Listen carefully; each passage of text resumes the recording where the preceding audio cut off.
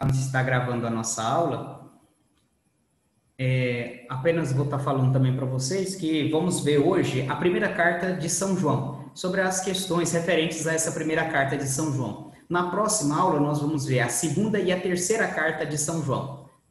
E depois nós já entraremos nas outras cartas católicas. Primeiro as cartas de São Pedro, depois a de São Tiago e depois a de São Judas. E, finalmente, nós terminaremos o Novo Testamento com o estudo dos Atos dos Apóstolos. Perdão, dos Atos dos Apóstolos, do Apocalipse, que nós vamos estar vendo, né? As cartas católicas, Apocalipse entra nesse estudo. Ainda vai ficar faltando as cartas de São Paulo. Esse estudo de São Paulo é necessário que se tenha um semestre inteiro para estar falando sobre ele. Então, isso daí nós veremos no próximo semestre.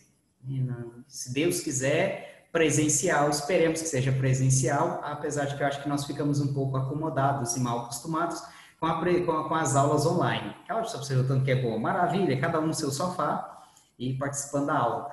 Vejo que tem tantos prós como os contras quanto a isso, quanto a essa questão.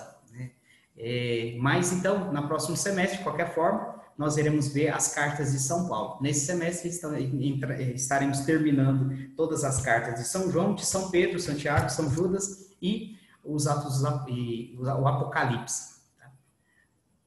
Tá? Então, conforme nós formos terminando isso, nós vamos terminando a nossa aula. Então, vamos encerrando a nossa aula. Pode ser mais rápido ou menos rápido. Mas vamos ver a questão das cartas de São João. A primeira carta de São João. De uma maneira geral, nós tínhamos visto essa consideração na última aula sobre as cartas na igreja primitiva. Essa consideração das cartas na igreja primitiva. A importância de escrever alguma carta para orientar uma comunidade, explicar uma doutrina, rebater algum erro, tinha essa consciência. O São Eusébio de Cesareia, ele vai dizer que existem 7 cartas no Novo Testamento e vai colocar o adjetivo catholicai, que é católica. Essa consideração, dei aula há pouco de eclesiologia, onde eu falei sobre uma das notas, uma das características, propriedades da igreja. A igreja ela é católica. Esse termo católica significa justamente isso, que é para todos, está aberto a todos, não é algo particular, não é algo, uma panelinha, não é algo apenas de um grupinho. Que católico, o termo católico, ele é referido a todas as pessoas, é aberto a todos. Não é simplesmente que é destinado a todos, senão que está aberto a todas as pessoas, independente da cultura, raça, cor, situação financeira, social, é para todos. Quando se considera a Igreja Católica dessa maneira, aberta a todos os povos, todos aqueles que aceitam a fé em Jesus Cristo, estão chamados a viver no seio dessa igreja, então se considera, se percebe e vemos que a carta que as primeiras comunidades, os primeiros apóstolos e tudo, começam a destinar a outras comunidades para orientar, guiar, igual eu falei, rebater alguma heresia, ela então vai tomando uma certa característica de universal. Uma certa característica de que não é somente para uma comunidade, senão que ela tem dimensões que vai além daquela comunidade a quem é destinada essa carta. Ela ultrapassa os limites de uma única comunidade. Por mais que São João escreve para uma comunidade, para uma pessoa, mas o sentido que ele dá dentro dessa carta, ela também é remetida, ultrapassa aquela única pessoa e aqueles limites de uma comunidade e é transmitida para toda a igreja. E a igreja ela vai receber isso, essas cartas, com esse sentido espiritual, de que é para toda a igreja, que não é somente para uma única pessoa. Eusébio de Cesareia, então, ele já inclui isso, ele já coloca essa consideração, ao dizer que existem 7 cartas com essa característica, esse adjetivo de catholicai, de católica, enquanto não iam apenas dirigidas a uma igreja específica. Então, nós vimos então que são 3 cartas de São João, a segunda e a terceira possuem destinatários concretos, que no seu tempo nós iremos ver, igual que a primeira de Pedro, que também nós iremos ver depois. Nenhuma dessas 3 cartas possui o nome do autor. e a tradição elas vão remitir a São João. Desde o século II já consideravam. Assim como nós vimos a questão, e até foi uma das perguntas da avaliação sobre a identidade do discípulo amado, onde que nós consideramos todos os prós e contras sobre quem é o discípulo amado, nós vimos que também no século II, já no século II, São Irineu, que teve contato com São Policarpo, que teve contato que era o discípulo de São João. Então se vê que tem uma certa ligação e uma certa veracidade. E São Irineu ele já vai colocar, já vai falar que as 3 cartas quem escreveu foi São João. Agora nós vemos um certo problema, porque se foi São João o único autor que escreveu as 3 cartas, existem alguns estilos literários da maneira que se escreve, da maneira que coloca, da maneira que argumenta tudo, na exposição dos temas, eles diferenciam de uma carta para outra, mostrando e dando a entender que possivelmente existam mais autores. Pode ter acontecido que talvez exista São João que tenha escrito essas cartas, 3 cartas, de uma maneira, e que depois os compiladores, aqueles que depois foram fazer as compilações, foram copiar essas cartas, eles começam então não a deturpar, mas a explicar dentro da carta o sentido real que deveria estar colocando, para que os seus destinatários pudessem compreender melhor. Pode ter acontecido isso. Alguns estudiosos falam, olha, o autor foi São João realmente. Para conservar a autoria de São João, dizem que, na verdade, é no processo de transmissão da carta que pode ter algumas diferenças de estilos, algumas manifestações, inclusões de algumas explicações, etc.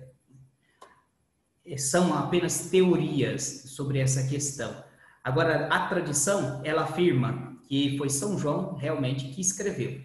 A tradição do século II, muito próximo a São João, e fala que foi São João realmente que escreveu. Se nós considerarmos que São João morreu, basicamente, possivelmente em 130, 150 mais ou menos, depois de Cristo, é o século II que ele morreu. E se nós consideramos dessa maneira, que ele morreu nesse 110, 120 por aí, São Irineu é de 200 e pouco. Então, é basicamente 100 anos entre São João e São Irineu. Então, pode ser que aconteça que tiveram um certo... A proximidade é muito grande para que se tenha uma invenção, que se parta da cabeça de um escritor. De São Irineu pegar, vou inventar. Não vou falar que foi São João que escreveu. Senão que a tradição, ela remonta a isso. Mesmo que a literatura, o estudo literário, demonstre ao contrário. Como já dizia para vocês até na questão sobre o discípulo amado, eu prefiro me apegar à tradição da igreja. Prefiro me apegar à tradição da igreja. Mas está errado, mas que tal? Olha para você ver os gêneros literários, por exemplo. Eu prefiro me apegar à tradição da igreja. Apresento essas outras teorias para vocês, porque vocês, estudantes de teologia, levem em consideração que existem outras teorias, mas de antemão já digo para vocês, né? Se apeguem à tradição, Eusébio, então, ele vai afirmar que a primeira carta de São João figura entre os escritos reconhecidos, enquanto que as outras duas fazem parte dos escritos disputados. Eu falei para vocês da carta festal de Santo Atanásio, carta festal 39, onde que ele faz algumas divisões dos escritos existentes naquela época. Né? Santo Atanásio é do século IV, assim como também São Eusébio de Cesareia. Eusébio de Cesareia, ele difere entre os escritos reconhecidos e os escritos disputados. Os escritos disputados são aqueles que não têm a certeza de uma inspiração divina. Enquanto que dentro desses disputados, ele divide entre 2 tipos de escritos. Os escritos que não tinham nada contra a fé e os escritos que eram heréticos, fantasiosos, né? Que colocavam muitas lendas, mitos, colocava isso. Então, dentro desses disputados, que na verdade esses disputados que não se tinha certeza da autoria, não se tinha certeza da inspiração divina e tudo, ele coloca então dentro deles, mas que não tem nada contra a fé, coloca as 2 cartas de São João. Mas a primeira, já no século IV, já é considerada como a carta de São João, como um escrito inspirado. Essa primeira carta de São João. Acho que nós vimos também tudo isso, se eu não me engano, vimos tudo isso, né? Mas apenas pontuando, vamos passar rapidamente todas essas questões, apenas pontuando, né? Ainda as cartas na igreja primitiva, existe então uma teoria que a primeira carta ela é atribuída a João, enquanto que as outras duas são atribuídas ao presbítero João, citado por Papias de Herápolis. Falamos no seu momento desse presbítero João. Alguns teóricos, estudiosos consideram até que esse presbítero João foi o autor do Evangelho, mas nós já vimos que a tradição também fala de outra maneira, coloca de outra forma. Outros já consideram que esse presbítero João, que é um chefe de uma comunidade que tem uma certa origem em João, ele escreveu foi as duas cartas, as duas últimas, a segunda e a terceira carta de São João, esse presbítero. Também o chamado cânon de São Damaso, ele atribui a esse personagem, ao presbítero João, as duas cartas joaninas. Isso é do século IV também, final do século IV, o cânon de São Damaso. Entretanto, a aceitação dessas cartas se generalizará na igreja até o século II. A primeira carta, a aceitação dela como inspirada, no século II já tinha essa consciência. Depois, como inspirada, já no final do século II, também já considerava como inspirada. E a terceira carta também será aceita, né, no século III como inspirada. Agora, vamos considerar uma questão que eu talvez não coloquei, não apresentei para vocês na última aula. Ora, se a igreja ela aceita como inspirado esses escritos, então a igreja vai, de certa forma, confirmar uma autoria desses escritos, né, que remonta aos apóstolos. Uma autoria que remonta aos apóstolos. Se a igreja reconhece, então, que esses escritos são verídicos, que esses escritos são de fé, são dogmas de fé e tudo, né, para viver, que orientativos e tal, e que é escritos por inspiração, então a igreja ela já vai levar em consideração que esses escritos têm uma autoria que remonta aos apóstolos. No Novo Testamento, por exemplo, todos os livros, as cartas e tudo que nós temos, né, se remonta a uma autoria apostólica. Por mais que não se tenha constância, não está escrito que foi, por exemplo, foi Mateus mesmo que escreveu, foi Marcos mesmo que escreveu. Por mais que não tenha constância disso, mas se a igreja ela recebe como inspiração, como inspirado aquilo que está escrito, então ela tem que também aceitar que esses escritos remontam à autoridade dos apóstolos. Do contrário, seria uma invenção de alguns. Porque podem estar inspirados, mas a inspiração daqueles que escrevem a Sagrada Escritura e que a palavra se torna a palavra de Deus é diferente de uma inspiração, por exemplo, daquele que escreveu a Didaquê. Didaquê é do século II também. O Pastor de Hermas é do século II também. São escritos orientativos, são escritos maravilhosos, bonitos, nada de errado nesses escritos, só que a igreja não reconhece eles como inspirados. E por que a igreja não reconhece eles como inspirados? Porque não remonta a uma certa autoria apostólica. Não tem uma autoria apostólica desses escritos. Então, através desse reconhecimento da igreja, de tal forma está velado a questão da autoria apostólica. Considerando essa questão, não sei se deram para vocês entender, né? A aceitação da igreja já remonta a uma autoria apostólica. A primeira carta, então, ela vai apresentar um tom mais homilético de homilia, enquanto que as outras têm um estilo propriamente epistolar. O estilo epistolar, ele é básico naquela época e tem como modelo as epístolas, as cartas helênicas, as cartas do helenismo. Como são as cartas helênicas na cultura grega? Primeiro tem um destinatário, depois tem o conteúdo, a saudação, destinatário, conteúdo e depois saudação final. Esse é o estilo básico das cartas na cultura helênica. E basicamente vai ser as cartas também, pelo menos de São João, vai ter essa estrutura. Os primeiros textos cristãos, então, já faziam menção dessas cartas. Vários dos textos colocam e cita essas cartas.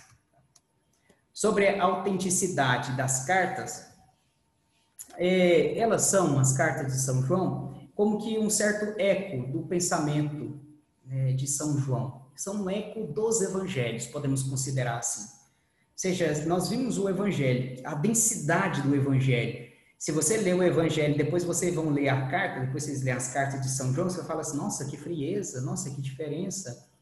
Aí nós vemos então que é um eco do pensamento. Não busca ser tão teológico como o evangelho de São João. Alguns até falam que primeiro vieram as cartas e depois o evangelho de São João, justamente por essa questão, que é tão teológico o evangelho de São João, tão elevado, tão transcendente, tão sublime, enquanto que as cartas elas são mais simples, mais sóbrias. Alguns consideram até que a questão é a adaptação daquele que escreve segundo aqueles que vão receber. Ora, se São João escrevia para uma comunidade rural, ele tinha que colocar nos seus escritos algo que eles pudessem compreender. Eles não podiam colocar alguma coisa que não iam compreender. Não tinha como colocar isso. Sobre a autenticidade, então, não se tem um consenso entre estudiosos do pensamento histórico crítico sobre a questão dessa autenticidade. Muitos falam muitas coisas, né? Qual eu falei para vocês, fiquemos com a tradição, é o mais certo. São Irineu, ele conheceu São Policarpo de Esmirna, que foi discípulo do apóstolo de São João, apóstolo João. Afirma que o discípulo amado é João, filho de Zebedeu, e também lhe atribui as cartas que levam o seu nome. A tradição coloca isso daí. Ainda sobre a autenticidade, nós vamos passar sobre isso, que nós já vimos isso na última aula, essa questão. Ficamos com a tradição, as comparações necessárias sobre essas discrepâncias de todos os vocabulários, de todas as comparações entre as cartas, as duas cartas, segunda e terceira, e os primeiro carta de São João e o Evangelho, essas comparações, isso daí é para um estudo mais aprofundado sobre as cartas de São João. Entretanto, é bom nós ficarmos na nossa mente, gravarmos mais, que existe uma grande diferença entre o Evangelho e a primeira carta com a segunda carta e a terceira carta de São João. Tem uma diferença muito grande. Tem as suas semelhanças, mas são bem poucas, mas tem também as diferenças, até no estilo de escrever. Enquanto que a primeira carta de São João, ele se compara e se aproxima muito desse eco do Evangelho. Enquanto que a segunda e a terceira carta parece que eles vão fugindo um pouquinho. E eles têm mais uma aparência, parecem muito a segunda e a terceira carta. Até no tamanho delas, se parecem muito. Agora entrando na primeira carta de São João. Consideremos primeiro as fontes. O que São João tinha nas suas mãos quando foi escrever as cartas, a primeira carta, né? Existem duas teorias sobre o que possivelmente quais são as fontes de São João. A primeira teoria fala da proposta das fontes antitéticas de alguns exegetas de língua alemã. Essa é a teoria. As fontes antitéticas. O que é fontes antitéticas? São aquelas que são contradições, né? Luz, trevas, sol, lua, bom, mal. Então, são essas fontes antitéticas, são essas expressões, é o que surge depois, o que ele tinha em mãos, é a consideração dele em apresentar a sua primeira carta. Segundo essa teoria, existiriam uns pares de frases antitéticas, ou seja, que são contraditórias e ressaltando uma coisa com a outra, colocando de um lado e do outro, de pontuações e tal. Então, existem algumas frases que são pares e são dessa maneira, que parece que poderiam ter sido como uma fonte para depois iniciar outros pontos, para que depois tenha um desenvolvimento da carta. Segundo essa teoria, existem então esses pares de frases antitéticas que constituiriam a fonte inicial, o ponto de partida da primeira carta de São João. Se trataria então de uma fonte helenística semítica. Esse estilo antitético de pontuar, né, expressões de um lado e do outro, é uma mistura do helenístico, da cultura helenística, e do semítico, do estilo por exemplo, no estilo da Septuaginta. Septuaginta, eu acho que já expliquei para vocês sabem muito bem sobre o que é a Septuaginta, né? É a Bíblia do Antigo Testamento em grego. A Septuaginta é a Bíblia do Antigo Testamento em grego. Então, se trataria de uma fonte helenístico-semítica do estilo da Bíblia dos 70, né? Porque justamente São João escreve em grego, e permeada do espírito dualista próprio do pensamento oriental. Isso já esses teóricos já colocam isso daí. Aí já deturpa um pouco, porque eles falam que parece que tem uma certa inclusão, uma certa mistura com o pensamento gnóstico. O pensamento gnóstico fala desse dualismo do Deus bom, do Deus mau, das trevas, luz, dessa guerra constante, e justamente os gnósticos, eles incluem o pensamento oriental. Qual é o pensamento oriental? O Yang, o Xing Yang, né? Não sei se vocês já viram, que é uma bola que está um branco com um pontinho preto, depois um preto com um pontinho branco. O que falam os gnósticos? Os gnósticos consideram que existe o bem e o mal, e que é necessário que exista o bem e o mal para que o mundo esteja em equilíbrio. Então, tem o bem e o mal como realidades que equilibram todo o universo e que não devem se opor, né? Não deve, o bem não deve apagar o mal, senão que deve conviver com o mal. Isso é um pensamento oriental proposto e incluído dentro dos gnósticos, e que, segundo essas teorias, parece que o autor da primeira carta, ele tinha isso em mente ao apresentar essa guerra entre a luz e as trevas. Entretanto, segundo a crítica moderna, essa teoria não basta apenas algumas frases antitéticas para determinar uma fonte. Isso Munhoz Leon vai apresentar. Sem contar que considerar o Evangelho de São João, como também a primeira carta e as outras cartas de São João, como uma mistura de um pensamento gnóstico, isso daí também é deturpar completamente a revelação divina. Você vai acabar com a revelação divina. Ora, se é a palavra de Deus, e como assim você está falando que tem um pensamento gnóstico, um pensamento pagão, um pensamento herético dentro desses escritos? Sendo que a igreja reconhece, sendo que foi inspirados pelo Espírito Santo, sendo que aqui é Deus que está me falando. Como assim que você vai falar isso? Então, isso vai totalmente contra esse espírito dualista do pensamento oriental, que esses teóricos colocam dentro do Evangelho de São João e das cartas, vai completamente contra a fé cristã. Não consideram, apresentam isso daí, mas os cristãos, os católicos, tudo, né, criticam essa teoria, dizendo justamente isso, né, que isso vai em contra a fé, que estejam deturpado e manipulado a Sagrada Escritura. Outras propostas consideram, então, em primeiro lugar, a existência de uma fonte cristã. Por exemplo, Brown, ele vai dizer dessa fonte cristã. Caseman, que é um biblista também, ele se pergunta por que atribuir a fonte a um compositor diferente do autor? E dentro dessa pergunta, ele vai dizer para que fazer isso, né? Que a fonte é ele mesmo, que a fonte são seus mesmos escritos, são suas experiências. Para que a gente vai buscar uma fonte fora do compositor, diferente do autor? Que isso daí é uma bobeira fazer isso daí, né? Realmente, se nós considerarmos isso, talvez, segundo esse ponto de vista de Caseman, falar de fontes do Evangelho de São João parece muito banal e muito lógico. Ora, quem é a fonte? É ele mesmo? Se foi São João que escreveu, e são suas experiências, é o que ele reza, é a experiência de Jesus Cristo que ele tem, essa é a fonte. Segundo Caseman, o autor da fonte é o mesmo da carta. Considera dessa forma. É o mesmo em São João. O'Neill, que é um autor também biblista, ele afirma que na origem da carta estaria uma seita judia que confessou a Jesus como Messias. Entretanto, segundo essa consideração, na verdade, as frases judias presentes na primeira carta não são em grande parte da redação joanina. Não tem nada a ver, né, com isso daí. Então, essa teoria dele talvez não tenha tanta base também, de O'Neill. Dentro de toda essa questão das fontes, basicamente eu sou mais favorável a favor do que fala Caseman. É justamente isso. Por que a gente vai considerar uma fonte externa? para considerar a carta a primeira carta de São João?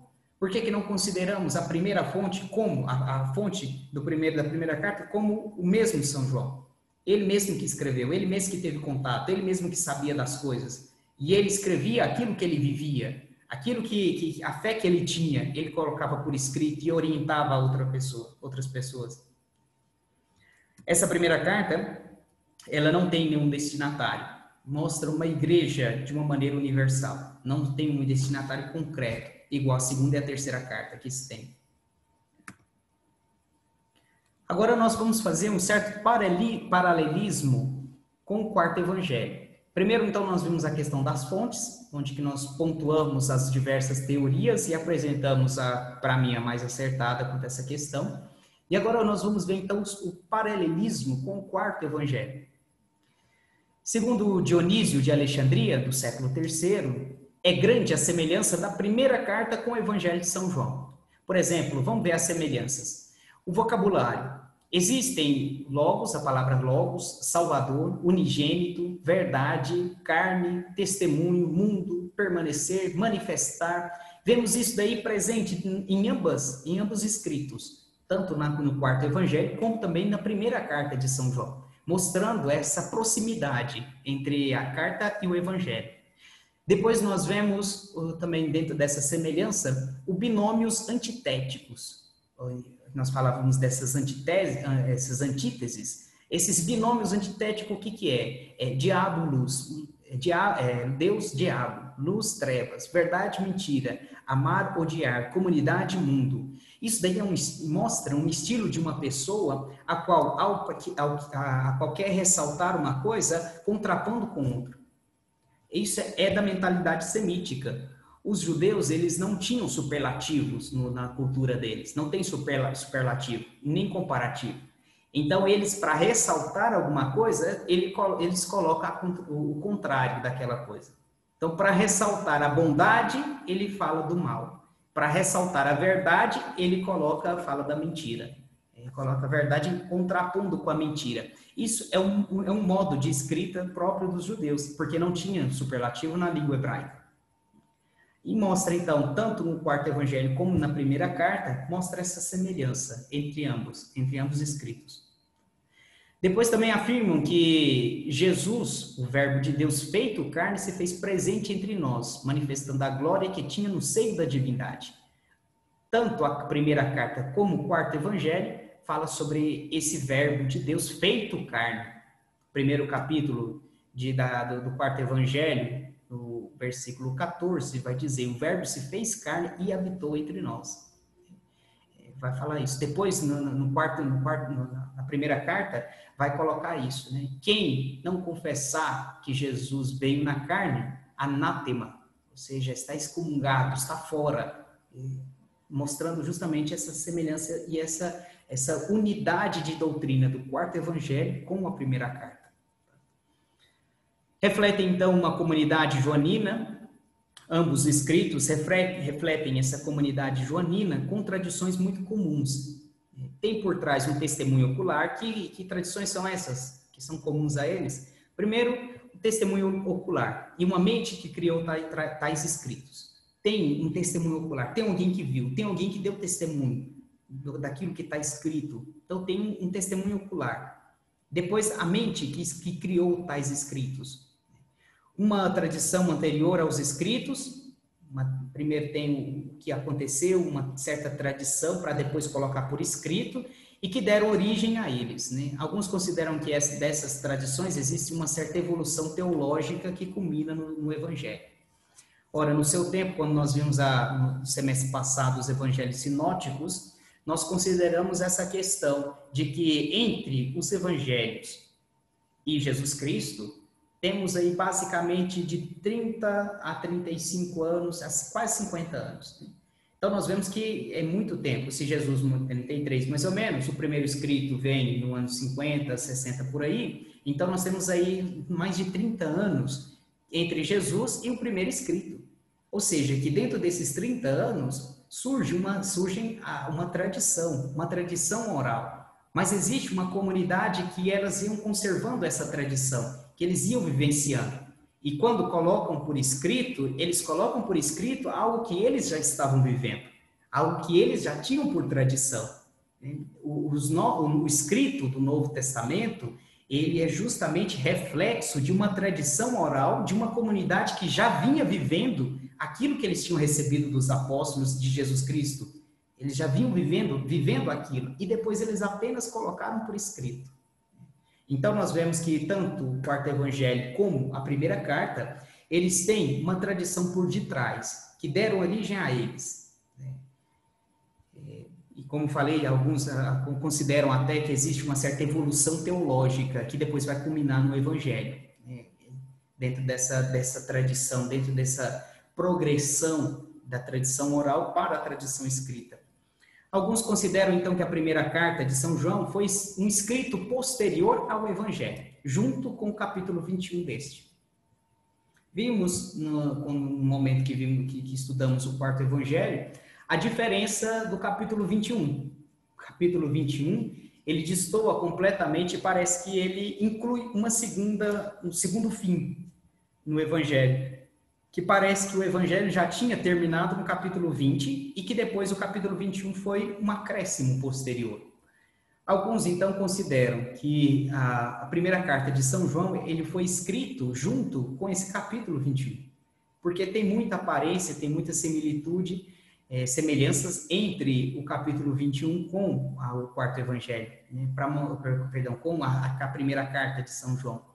Justamente por isso, mostrando que é um dos escritos que foram colocados, né, depois do Evangelho, mostrando justamente isso, que Jesus é o Filho de Deus e mostrando a doutrina, a reta doutrina, já vivida na comunidade.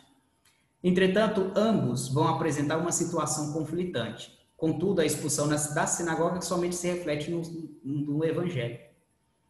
Nós, no momento que estudamos o quarto evangelho, nós vimos que ele traz uma certa problemática velada. São João, por exemplo, ele fala contra os judeus. E ele cita e fala basicamente contra os judeus. Quando Jesus cura o milagre, o cego de nascença, diz o seguinte, que ficaram com medo, os pais ficaram com medo de serem expulsos da sinagoga. Isso já mostra algo, um drama que a comunidade cristã estava vivendo naquele momento, que era a expulsão da sinagoga, a expulsão dos cristãos da sinagoga. Isso no quarto evangelho. Agora, na primeira carta de São João, nós não temos isso, não apresenta, não reflete essa realidade. Parece que mostra outros problemas, as heresias que estava surgindo, o anticristo e tudo que estava na primeira carta coloca isso. Agora, não fala dessa expulsão. Possivelmente porque já haviam superado isso. Já tinham superado essa expulsão, que já não tinha mais problema quanto a isso, que agora o problema da comunidade era outro. Então, nós vamos vendo que os escritos, eles vão refletindo, não uma verdade apenas, mas vão refletindo a vida de uma comunidade, porque eles foram escritos para uma comunidade. Dentro de uma comunidade, para uma comunidade, para suscitar a fé, conservar a fé, animar na esperança, para seguir fiéis a Jesus Cristo. O propósito, então, da carta é reforçar a fé autêntica e o amor cristão, na perspectiva da amizade com Deus e a vida eterna que Jesus nos traz. Esse é o propósito da carta, então. É para reforçar a fé autêntica e o amor cristão. Fala basicamente nessa carta, e um dos capítulos que bem interessante, um dos escritos dos versículos bem interessantes, onde que diz o seguinte sobre essa questão do amor cristão. Aquele que diz que ama Deus que não se vê e não ama o próximo que vê é um mentiroso. Apresenta justamente isso dentro desse amor cristão, nessa perspectiva da amizade com Deus e a vida eterna que Jesus nos traz. Uma das frases mais presentes nas rodovias vem da primeira carta de São João, do capítulo 4. Deus é amor. Coloca isso, né? Deus é amor. Você vê em qualquer canto aí escrito, Deus é amor. É bonito colocar Deus é amor, né?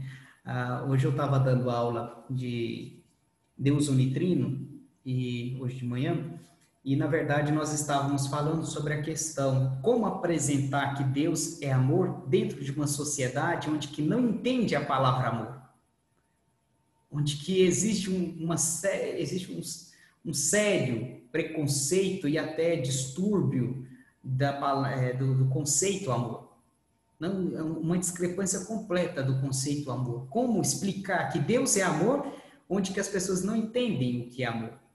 É complicado isso daí, né? Essa questão. Apresentar um Deus de amor, sendo que as pessoas não compreendem o que é amor. Não vamos entrar nisso para a gente não prolongar o nosso conteúdo, não sair muito fora do nosso conteúdo. Pessoal, vocês estão aí? Tá todo mundo aí? Estamos. Obrigado. Alguma dúvida por enquanto? Alguma questão sobre o que foi dito? Tá tudo bem, né?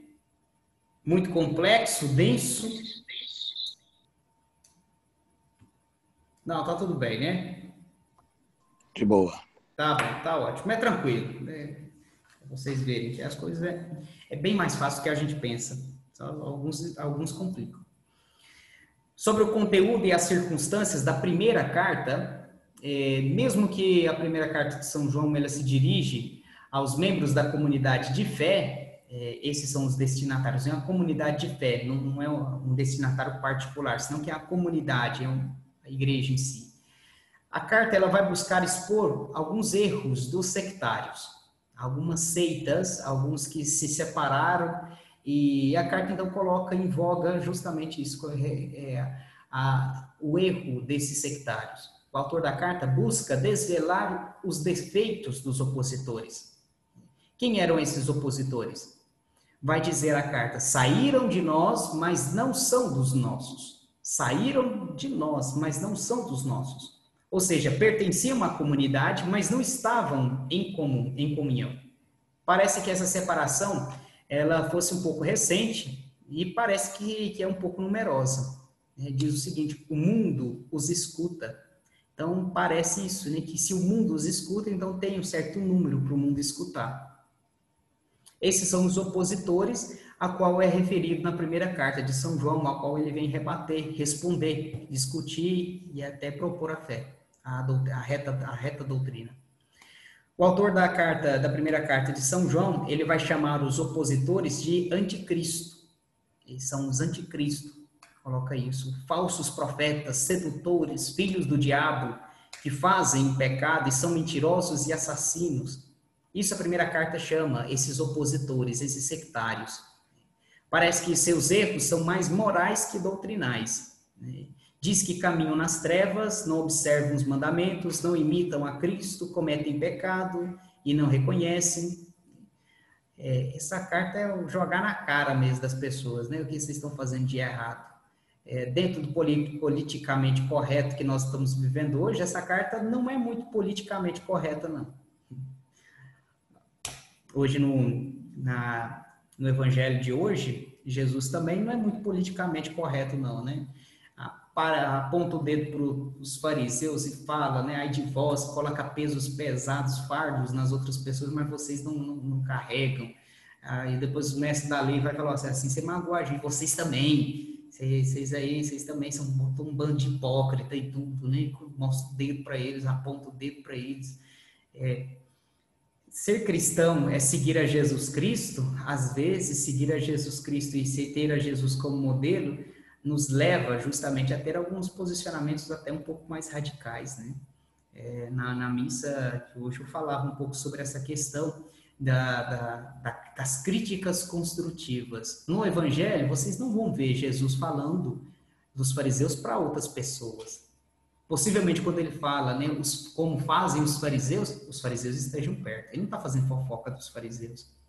A crítica construtiva de Jesus tem por base a verdade, ele manifesta a verdade, tem por finalidade a conversão, ele busca a conversão daquelas pessoas, e ao mesmo tempo é autoimplicativa. Ele se propõe, ele se coloca à disposição para que eles busquem uma verdadeira mudança, para que eles busquem uma verdadeira conversão. Nesse modo, nós entendemos, então, essas críticas, tanto que na primeira carta vai colocando, como também no Evangelho Jesus coloca essas críticas. No mundo em que parece que você não pode criticar de maneira alguma, que é pecado você criticar, você não pode criticar. Nós devemos ter um discernimento em saber que se a nossa crítica vai construir, edificar ou vai destruir. Se vai destruir, difamar, gerar certa briga, então é melhor não, deixa quieto, espera, né? Agora, se tem como base a verdade, se busca a conversão da pessoa e se ao mesmo tempo é autoimplicativa, então é digna de ser dita. Então deve se colocar. Pois na primeira carta, então, de São João, apresenta essas críticas a essas pessoas, a esses sectários. Mas o que buscava justamente é a conversão deles. Buscavam que eles voltassem para a comunidade. Eles eram da comunidade, saíram da comunidade, mas já não fazem mais parte, para voltar para essa comunidade novamente.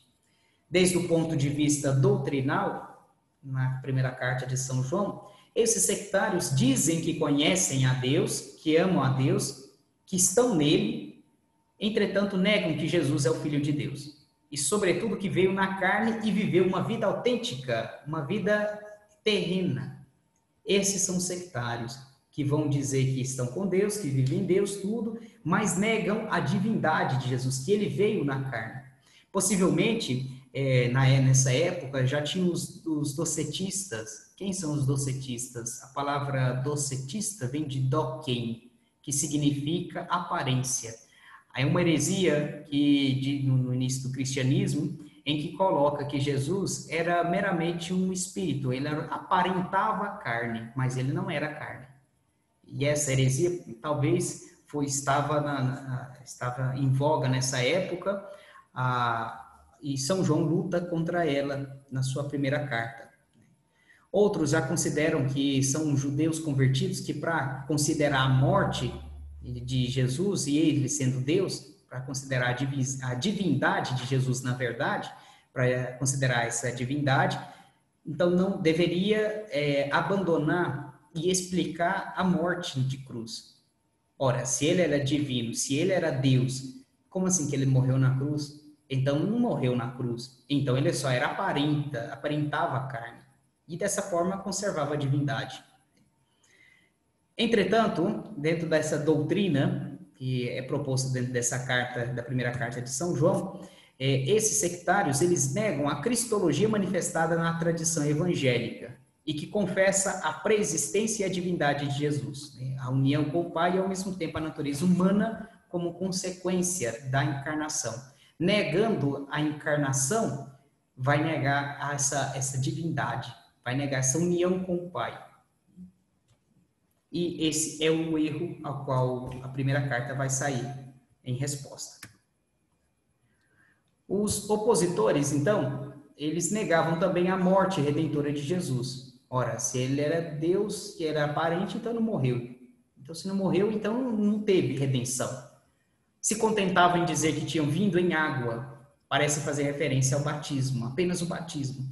Contudo, o autor da carta de São João, ele vai insistir que Jesus veio não somente na água, senão em água e sangue. Isso nos remete justamente ao que o Evangelho, o quarto Evangelho, vai colocar, que o lado traspassado de Cristo jorrou sangue e água. Você vê, então, que tem uma certa ligação entre o Evangelho e a primeira carta, porque parece que ao confirmar que ele veio em sangue e água, mostrando que ele morreu realmente, que ele veio em sangue e água no momento da cruz, parece que faz uma certa ligação com esse lado traspassado de Cristo. Os cismáticos, eles também vão insistir em Jesus como enviado e salvador, mas negam, de certo modo, sua realidade física. Vão negar essa realidade física de Jesus. Entretanto, João, ele sublinha que Cristo veio na carne. Veio na carne. Essa é a realidade física de Jesus, afirmando a humanidade de Jesus. De suma importância essa primeira carta de São João, porque ela vai rebater a esses hereges, a qual dizia que Jesus não... Dizia-se carne, mas era algo simbólico. E São João fala que não. A primeira carta fala que não. veio na carne, afirmando a humanidade. Era humano realmente, mas ao mesmo tempo divino, porque era filho de Deus. Sobre doutrinas heterodoxas propostas pelos cismáticos, quando se fala heterodoxas, devemos entender doutrinas erradas. Essa heterodoxa significa doutrinas tortas. Heterodoxas são doutrinas tortas, errôneas. Então, sobre essas doutrinas errôneas propostas por esses cismáticos, parecem refletir um tipo de gnosticismo, apesar de não estar muito certo quanto a essa questão, apesar de que os estudiosos não consideram muito. Alguns consideram que uns gnósticos docetistas, desses que diziam apenas a aparência de Jesus. Outros colocam esses gnósticos que diz que Jesus é uma emanação. Emanação é como um desprendimento da divindade, a qual se faz presente, mas não pode ser carne, porque a carne é má. Segundo os gnósticos, a carne é má, é pecadora, a carne é mal. Então, considerar que Jesus era divino, teria que dizer que ele apenas era espírito, e que a carne dele é apenas uma aparência também.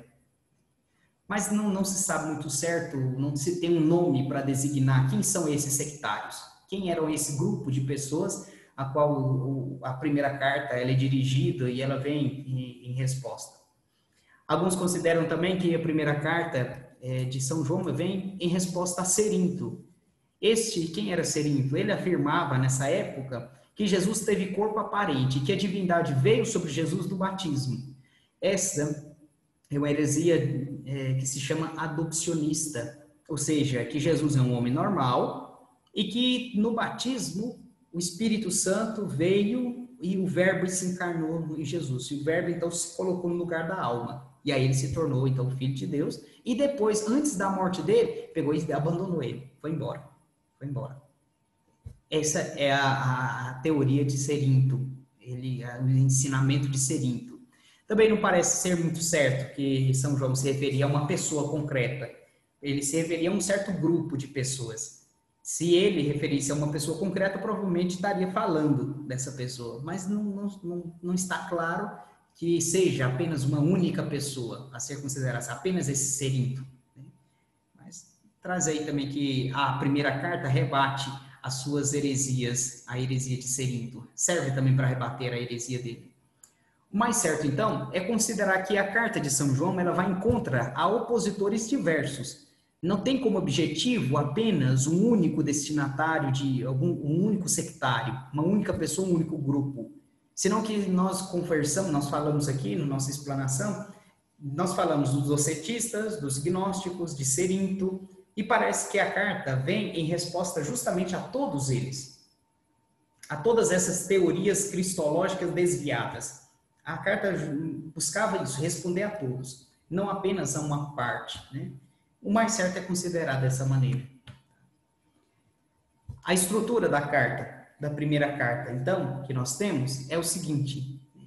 Primeiro nós temos o prêmio da carta, que é o início da carta, que domina a presença do nós, como portadores da tradição. Se fala muito desse nós, e parece que conecta com o capítulo 21. Capítulo 21, quando nós vimos no Evangelho de São João, fala sobre o nós, né? O que nós escutamos, nós colocamos, e nós escrevemos, damos razão. E parece que essa primeira pessoa do plural, ela se predomina. E justamente no início da primeira carta de São João, domina a presença do nós, como portadores da tradição. Usa a expressão em princípio para falar da preexistência do verbo no seio da divindade. Isso no início da carta, capítulo 1, dos versículos 1 a 4. Então fala em princípio, mostrando a preexistência do verbo no seio da divindade. E podemos até fazer uma conexão com o Evangelho de São João. A preexistência, né? No princípio era o verbo, e o verbo estava junto a Deus, o verbo era Deus, mostrando essa preexistência do verbo também no seio da divindade. Depois tem a primeira parte, ainda no capítulo 1, versículo 5 até o capítulo 2, até o 17, versículo 17. Se refere, então, ao anúncio de Deus como luz, menciona os obstáculos que se opõem à comunhão e união com Deus, o mundo e as potências inimigas da salvação, esses são os que opõem os obstáculos, que opõem a união com Deus. Traz como temas: Deus é luz, a união com Deus e o pecado, conhecer a Deus e observar seus mandamentos, aplicação dos ensinamentos aos destinatários. Esses são os pontos, os temas principais nessa primeira parte.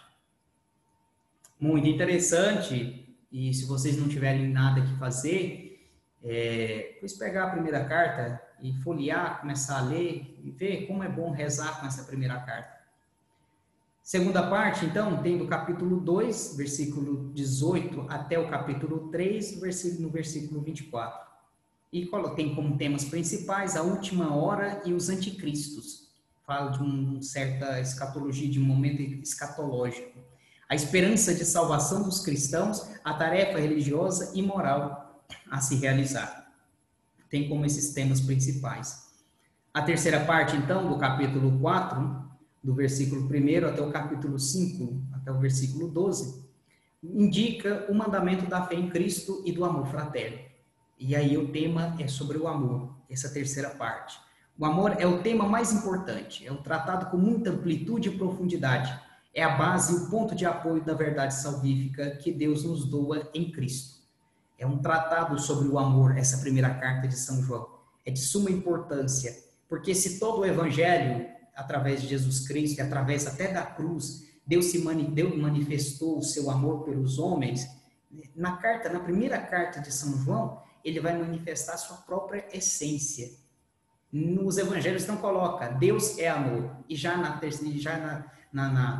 carta de São João já coloca isso. A essência de Deus é amor, mas um amor como doação, um amor como entrega, um amor como presença. É diferente, não é um amor de prazer, senão que é um amor de doação completa, de totalidades, de entrega total. Depois temos o epílogo ou a conclusão da carta, no capítulo 5, versículo 13 ao 21. Crer no Filho e ter a vida é ter a vida eterna. Ele já vai apresentar isso. Crer no Filho é ter a vida eterna. E aí se conecta também com a carta, com o Evangelho, com o quarto Evangelho, né? Que no final coloca justamente a finalidade. Isso foi escrito para que creiais que Jesus é o Filho de Deus e crendo nele tenhais vida em seu nome. Ou seja, vida eterna. Então já conecta, né? É muito parecido a primeira carta com o Evangelho. Mostra a confiança em Cristo como muralha de proteção e apresenta o triunfo na batalha deste mundo.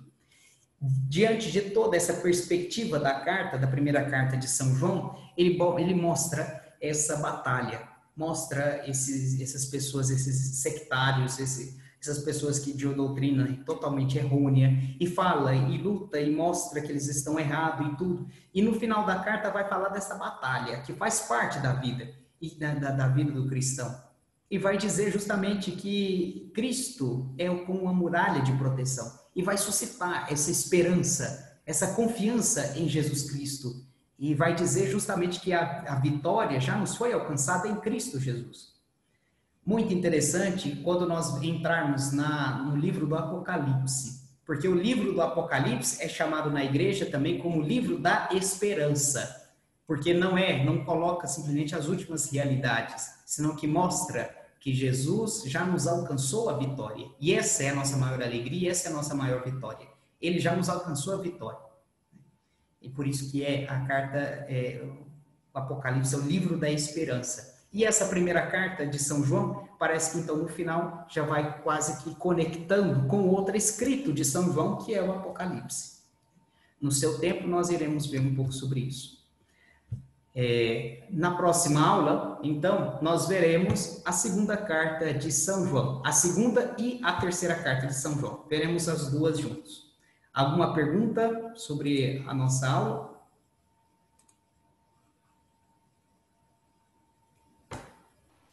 Não tem pergunta. Sai do WhatsApp, gente, do Facebook, do Instagram. Não, eu tô dando as aulas, né? E é interessante que tô dando as aulas no seminário, nos outros lugares, e aí eu vejo no Facebook, Instagram, as pessoas da minha aula colocando coisas na hora da aula. Ah, gente, que engraçado, né? Aí chega aqui a notificação do Facebook aqui, fulano de tal colocou uma foto, comentou uma foto, coisa assim, mas você não estava na aula? Que situações. É a época que nós vivemos, né? Vamos ver até quando, né? Até quando, Senhor? Até quando? Pois bem, se não tem nenhuma pergunta, pois então vamos finalizando a nossa aula. Foi bastante reduzida. Não, na verdade foi um tempo justo, né? Falta 9 minutos, mas tem um jogo de futebol ainda. Dá para a gente pegar um pouquinho do jogo de futebol e levar adiante. Na próxima aula, então, na próxima quarta-feira, nós veremos isso. Também vou estar colocando para vocês sobre, não sei se o Padre Fábio Carlos falou para vocês, sobre a live missionária que teremos, Ecumenismo como Missão. Ele falou alguma coisa para vocês sobre isso? Não, falou não. Falou não, né? Não. Eu vou estar pedindo para ele para estar falando sobre isso tudo, porque essas lives que nós estamos fazendo, nós estamos querendo conjugar junto com a Diocese e tentar fazer com que possa estar ajudando os cristãos e tomando mais parte, né? Fazendo com que a teologia, o nosso estudo, não fique apenas na faculdade, mas que possa chegar também nas paróquias, chegar a diversos cristãos também, de todas as partes, segundo os temas que nós vamos estar propondo através dessas lives, né? Então, a gente não pode ficar de braço cruzado. O mais fácil seria isso, né? Mas nem sempre o mais fácil é o mais certo a se fazer. Vamos terminar nossa aula, então, agradecendo a Deus por todas as inspirações, por tudo aquilo que Ele nos permitiu conhecer, aprender, e que através do nosso conhecimento nós possamos dar honra e glória a Deus. Em nome do Pai, do Filho e do Espírito Santo. Amém. Glória ao Pai, ao Filho e ao Espírito Santo. Como era no princípio, agora e sempre. Amém. O Senhor esteja convosco. Ele está no meio de nós. Abençoe-vos o Deus Todo-Poderoso, Pai, Filho e Espírito Santo. Amém. Amém. Muito obrigado pela paciência de vocês. E na próxima quarta estamos aqui novamente, se Deus quiser. Obrigado, Padre, a sua bênção. Obrigada, Padre, sua bênção. Deus te abençoe. Até mais. Fique com Deus, né? Deus te abençoe. Até mais. Obrigado. Boa noite, sua bênção. Boa noite, Padre, sua bênção. Abençoe. Até mais. Fique com Deus, seu Alcindor. Parece aí, uai. Tá tão perto e tão longe. Pois é. Tá bom. Tchau, tchau. Giovânia, você tá aí, Giovânia? É porque meu microfone está desligado. Estou aqui, sua bênção. Eu coloquei falta para a senhora. Que isso, padre? Mas no início eu chamei. Padre, é porque eu entrei atrasada. Eu vou ser sincera, eu estava assistindo a história do Carlos Acutis e eu lembrei da aula. Eu falei, meu Deus, tem aula. Não, depois quando não tem nada a chegar atrasado, não. Só depois você me fala para não. Mas eu estava presente. Depois tem que me falar para não colocar.